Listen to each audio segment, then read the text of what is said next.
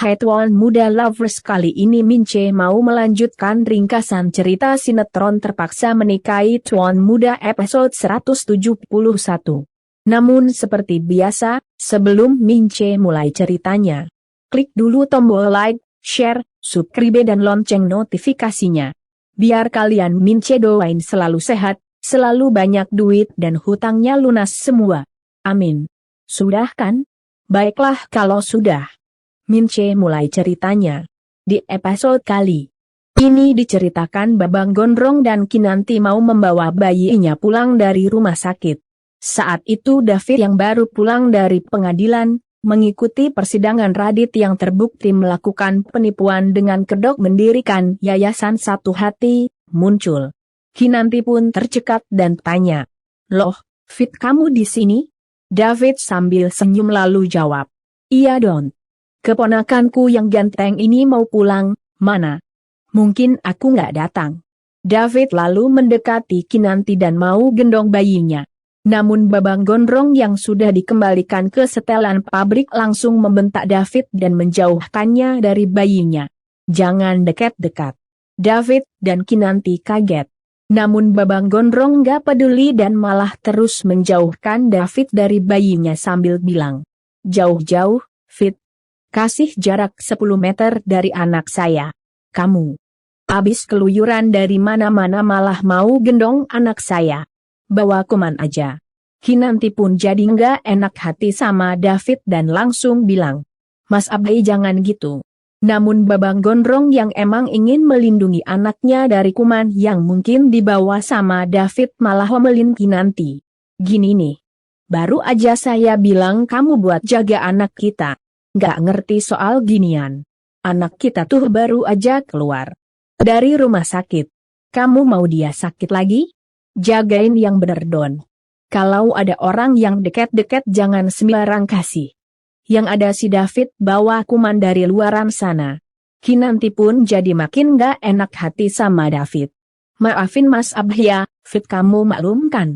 Dia emang gitu." Babang Gondrong kaget dan langsung bertanya ketus, "Kenapa sama saya?" Kinanti pun jadi jiper sendiri. Sementara David, yang emang sudah tahu banget sama sifat Babang Gondrong hanya tersenyum. Babang Gondrong pun lalu bilang, "Udah, sana. Kamu masuk mobil duluan sana. Saya mau ngomong sesuatu sama David." Kinanti mengangguk dan langsung jalan ke mobilnya. Sopir pun lalu bukain pintu buat Kinanti. Sementara itu Babang Gondrong lalu kembali menatap David. "Gimana sidangnya Dharma tadi?" David jawab, "Semua berjalan lancar, Tuan Muda. Dharma hanya dikenakan denda 2,5 miliar. Babang Gondrong lalu tanya lagi, "Kamu udah bayar semuanya kan?" David jawab, "Iya, Tuan Muda. Udah saya urus semua seperti yang Tuan Muda perintahin." Babang Gondrong pun jadi lega dan jawab, "Baguslah. Jadi sekarang lunas semua hutang saya sama Dharma. Sekarang kamu ikut saya pulang. Banyak yang mau saya bicarakan." David mengangguk. Babang Gondrong pun lalu beranjak dan masuk ke dalam mobilnya.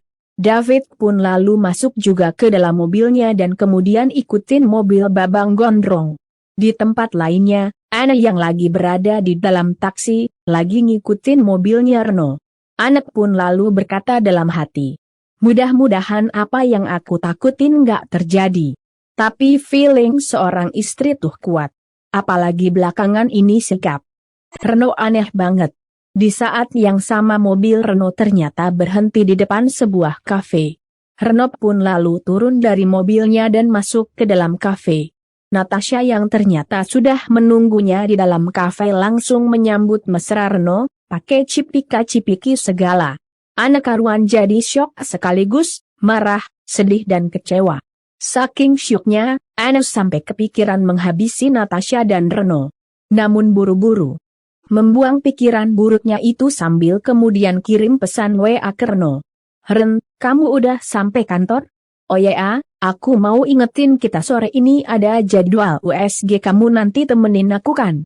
Reno yang lagi pilih menu makanan sama Natasha cuma jawab, "Oke."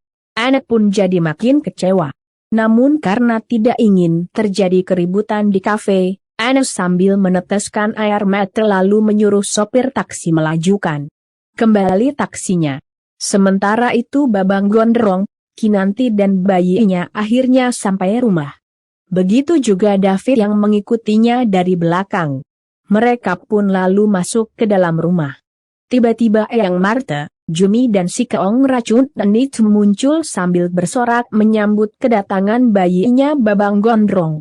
Di sana juga ada spanduk bertuliskan, "Welcome home Cah Bagus." Babang Gondrong yang emang sudah dikembalikan ke setelan pabrik tentu saja kaget dan jadi marah. "Apa-apaan sih ini? Siapa yang bikin spanduk norak gini?" Jumi sambil nyengir lalu jawab, "Saya tuan muda." Babang Gondrong pun jadi kesal dan langsung ngomelin Jumi. "Kamu tuh kurang kerjaan ya? Emang kamu pikir anak saya namanya Cah Bagus?" Jumi sambil nyengir langsung gelengkan kepala. "Oh Mei tuan muda, Cah Bagus itu sebutan buat anak yang tampan, yang handsome, intinya sih pujian yang bagus-bagus gitu deh. Lagian kan Jumi belum tahu nama anak tuan muda." Kinanti pun jadi tersenyum dan jawab, "Kita udah kasih nama kok buat anak kita. Ya kan Mas Sabnai?" Eyang Martha dan Jumi pun jadi penasaran. "Kalian udah kasih nama siapa namanya?" Babang Gondrong pun lalu jawab, "Nayaka Gagah Sudirja. Saya kasih nama ini biar kelak dia bisa jadi seorang pemimpin, penerus keluarga Sudirja." Eyang Martha pun jadi menatap haru dan bilang, "Namanya keren, Bi." Eyang juga setuju. Sementara itu si Keong Racun yang emang ingin menguasai seluruh harta keluarga Sudirja malah jadi keki dan berkata dalam hati, "Pemimpin? Jangan harap. Aku nggak akan biarin anak ini tumbuh dewasa dan mengambil semua yang harusnya jadi milikku. Emang harus disambit tabung gas kali ya kepalanya si Keong Racun ini. Baru kemarin dia membuat Tomarima meninggal dunia. Sekarang malah sudah berniat jahatin anaknya Kinanti dan Babang Gondrong." Namun si Keong Racun itu yang tidak ingin rencana busuknya itu ketahuan Babang Gondrong lalu sok senyum dan bilang, "Kakak juga udah siapin hadiah ini buat keponakanan kakak tercinta." Jumi juga lalu mendekati Kinanti sambil bilang, "Oh Mei baby Nayaka ngegemesin deh. Jumi mau gendong non Kinan." Eyang Martha, Jumi dan si Keong Racun itu pun lalu mendekati Kinanti, mau lihat dan gendong bayinya Kinanti dan Babang Gondrong. Namun Babang Gondrong langsung teriak galak, "Stop! Gak ada yang boleh deketin anakku dulu." Eyang Martha, Jumi dan si Keong Racun itu pun kaget dan langsung menatap heran Babang Gondrong. Eyang Martha pun lalu tanya, "Kamu gimana sih? Eyang kan mau peluk cicit buyut Eyang, masa nggak boleh?" Si Keong Racun itu sambil menunjukkan gelang kaki buat bayinya Kinanti lalu menimpali, "Iya, Bi kakak juga cuma mau ngasih hadiah ini kok." Namun Babang Gondrong malah menatap tajam dan jawab, "Eyang, Kak Onita, Nayaka ini masih sensitif.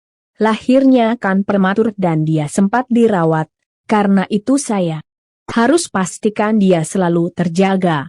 Nggak boleh ada yang peluk apalagi cium Nayaka. Kalau mau lihat dari jarak jauh aja, atau dari jendela." Eyang Martha, Jumi dan si Keong Racun itu pun jadi makin kaget. Jumi pun lalu bilang, "Oh Mei tuan muda kan babinya udah boleh pulang dari rumah sakit jadi udah boleh digendong don. Lagian tadi Jumi juga udah mandi kok boleh don, Jumi mau gendong." Babang Gondrong malah menjawab ketus, "Kalau sampai anak saya kenapa-kenapa kamu mau tanggung jawab?" Jumi pun jadi manyun. Sementara David malah jadi tersenyum. Babang Gondrong pun jadi bete dan langsung bilang ke David, "Kamu juga, Fit. Kalau mau gendong Nayaka, kamu harus mandi dulu, ganti baju dulu. Jangan main asal mau gendong kayak tadi." David sambil menghela nafas mengangguk. Babang Gondrong pun lalu mengajak Kinanti masuk ke dalam kamarnya. Di sana ternyata sudah banyak mainan. Kinanti pun jadi syok dan tanya, "Mas Abhi beli mainan sebanyak ini?" Babang Gondrong dengan wajah jutek lalu jawab, "Iya. Saya gak bisa kontrol kemarin. Apa yang saya lihat, ya saya beli aja semua. Kinanti pun jadi melongo dan jawab. Anak kita belum bisa mainin semua ini loh, Mas. Babang Gondrong malah makin bete. Dan tanya, emang kenapa? Biarin ajalah. Saya mau kasih semua mainan yang ada di toko gak jadi masalah. Kinanti pun akhirnya hanya bisa pasrah. Sementara itu Babang Gondrong lalu menepuk tangannya 2 kali. Saat itu juga 5 orang suster masuk ke dalam kamar. Kinanti pun jadi makin melongo dan tanya, kenapa babysitter sebanyak ini? 1 aja cukup, Mas. Babang Gondrong malah menjawab ketus. 1 mana? Cukup. Mereka semua akan kerja bagi shift. 1 buat jaga pagi sampai sore. 1 buat shift sore sampai malam. 1 buat shift malam ke pagi. 1 lagi buat ajak main anak kita kalau kamu lagi mandi atau makan. Dan 1 lagi buat jagain kamu. Kinanti pun jadi cengok dan bilang. Namun Babang Gondrong malah kembali menjawab ketus. Jumi buat ngurus rumah, bukan anak kita. Kinanti pun jadi bingung. Namun Babang Gondrong yang setelan pabriknya emang sudah bener lalu bilang. Gak usah bingung lah. Saya Abhimana Sudirja, kalau saya mau 1 panti babysitter bisa saya pekerjakan di sini. Apalagi buat anak laki-laki saya. Abhimana lalu menatap 1 per 1 babysitter sambil kemudian bilang. Ingat aturan yang sudah saya kasih buat kalian. Sebelum pegang anak saya, pastikan tangan kalian bersih. Para babysitter pun langsung menjawab kompak.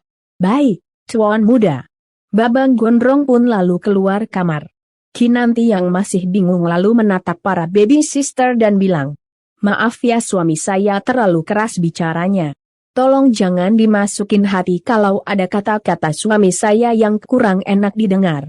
Terima kasih ya, kalian semua ada buat saya dan Nayaka. Para babysitter sambil tersenyum. Langsung mengangguk kompak. Di saat yang sama Herman sampai di depan rumah Babang Gondrong. Herman pun lalu pencet bel.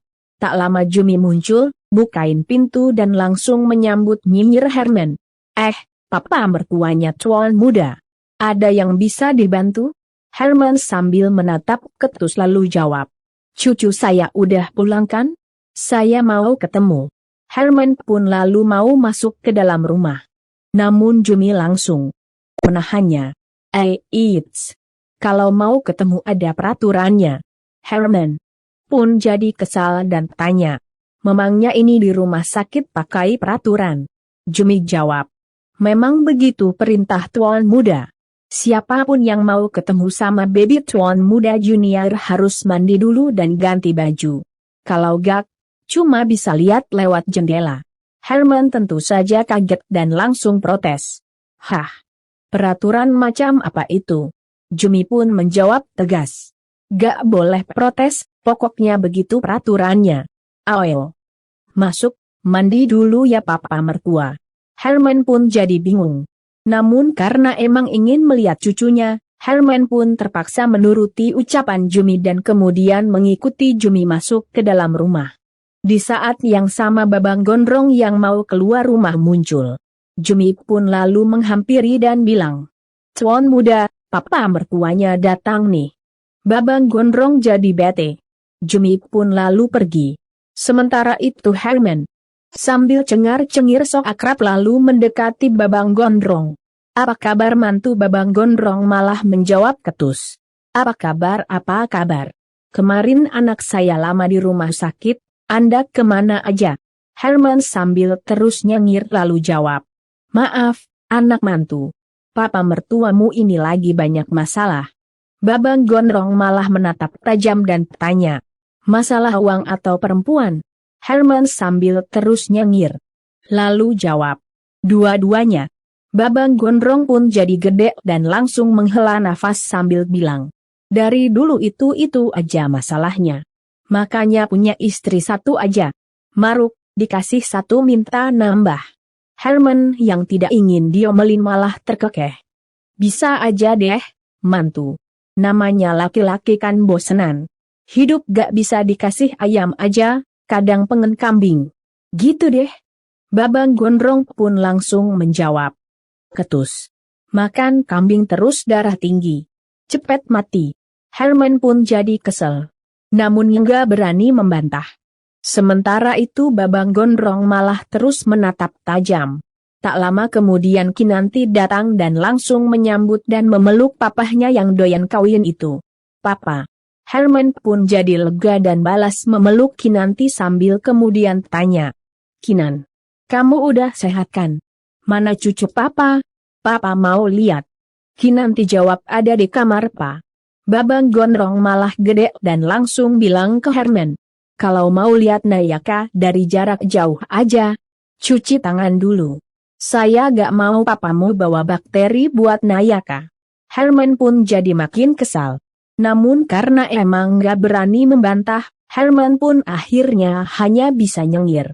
Sementara itu Kinanti lalu menjawab ucapan Babang Gondrong sambil kemudian mengajak papahnya ke kamar bayi. Sesampainya depan kamar bayi, tangan Herman lalu disemprot pakai hand sanitizer sama babysitter. Herman pun lalu dikasih handuk setengah basah buat lap badan dan bajunya. Herman pun jadi merenggut bete. Kinanti yang berdiri di dekatnya jadi nggak enak hati sama papahnya. Maaf ya pah kalau ribet. Soalnya ini pesan Mas Abdi. Saya gak bisa ngebantah. Herman sambil merenggut. Bete lalu jawab. Iya, gak apa-apa. Kalau gak banyak aturan, bukan Abdi mana namanya. Herman yang sudah selesai bebersih badannya lalu beranjak mendekati bok bayi. Namun suster lainnya langsung menahannya sambil menunjuk titik merah di lantai dan bilang. Maaf Pak, berdirinya di titik merah ini. Udah ditandai, jangan terlalu dekat. Herman pun jadi makin bete dan terpaksa berhenti melangkah.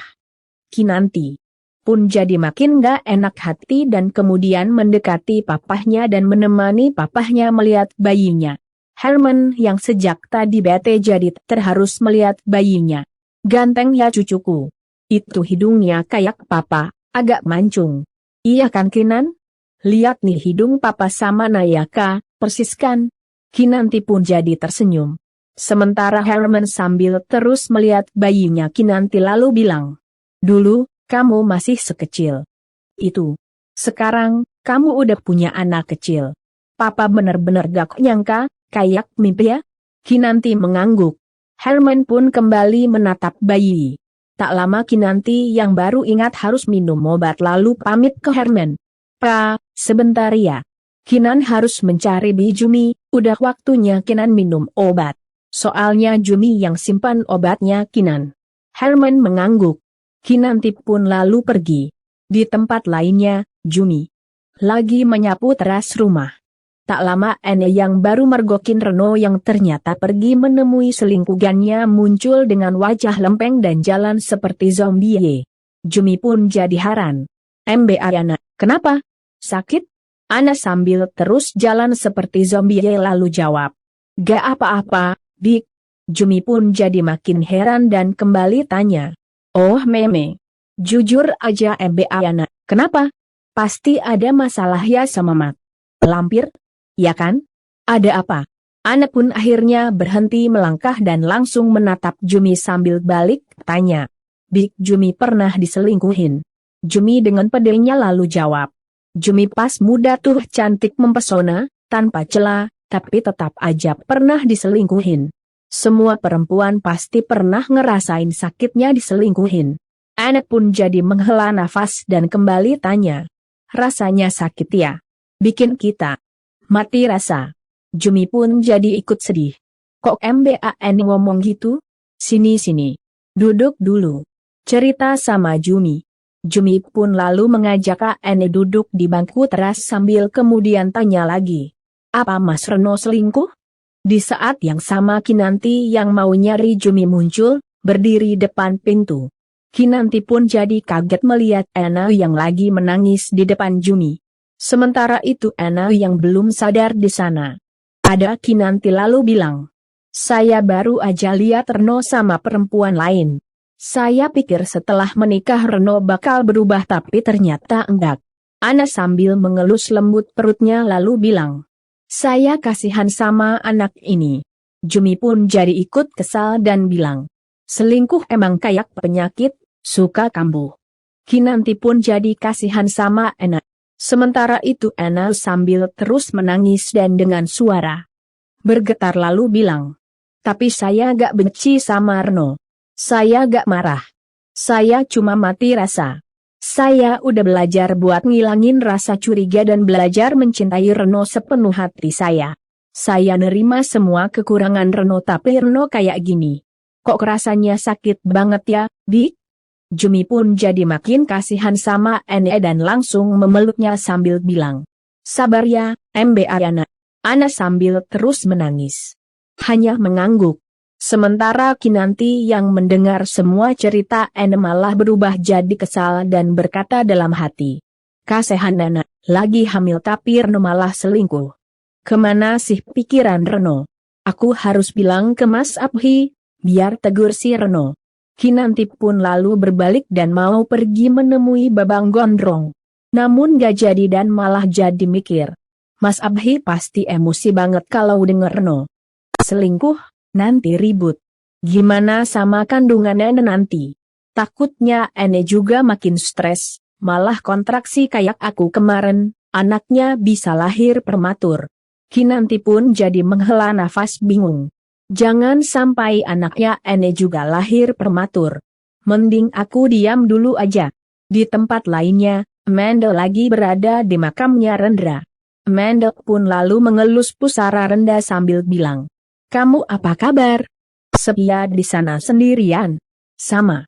Aku juga sepi banget di sini, gak ada orang yang bisa ngertiin aku seperti kamu. Tiba-tiba muka Amanda berubah jadi penuh kebencian. Amanda pun lalu bergumam, aku janji akan menuntut balas biar kamu tenang di sana. Kalau aku kehilangan orang yang aku cintai, mereka semua juga harus ngerasain hal yang sama. Di tempat lainnya, Radit yang kini sudah berada di rumahnya. Sudah duduk di ruang makan. Dinda bolak-balik dari dapur ke meja makan, taruh makanan. Terlihat banyak hidangan spesial di meja. Radit sampai terkagum-kagum. Kamu masak banyak banget hari ini? Dinda sambil taruh piring isi ikan asam manis lalu jawab. Iya dong, Mas. Ini kan hari spesial. Kita mau rayain kebebasan kamu. Dinda pun lalu duduk di depan Radit dan mau ambilin makanan buat Radit. Namun, pas Dinda pegang piring Radit, tiba-tiba Radit pegang tangan Dinda. Dinda kaget, menatap Radit. Radit sambil menatap erat Dinda lalu bilang, terima kasih untuk semua hal yang udah kamu lakuin buat saya. Kalau gak ada kamu waktu itu, mungkin saya udah mati di jalanan. Radit juga lalu bilang, saya pikir, saya gak bisa hidup tanpa kamu. Saya mau kamu selalu ada di samping saya. Saya butuh dukungan kamu. Saya gak mau pisah sama kamu. Kamu mau kan, jadi pendamping saya? Menikah dengan saya? Dinda pun jadi surprise dan sambil tersenyum manis lalu mengangguk. Iya, Mas. Saya mau. Si kumis lele Radit pun jadi girang. Terima kasih ya Din. Saya akan bawa kamu ke keluarga saya dan minta restu untuk pernikahan kita nanti. Dinda makin surprise dan langsung memeluk si kumis lele Radit. Si kumis lele Radit pun lalu balas memeluk Dinda sambil diam-diam kemudian tersenyum rencana. Namun maaf ya guys, dengan sangat terpaksa ringkasan cerita Mince akhiri dulu sampai di sini. Kira-kira apa ya yang akan dilakukan Amanda dan si kumis lele Radit terhadap Babang Gondrong, Kinanti dan juga bayinya? Mince tunggu jawabannya di kolom komentar. Dan buat yang baru gabung, sekali lagi Mince ingetin. Jangan lupa klik like, share, subscribe dan lonceng notifikasinya. Biar kalian Mince doain selalu sehat, selalu banyak duit, hutangnya lunas semua dan pastinya nggak akan ketinggalan update cerita sinetron terpaksa menikahi tuan muda.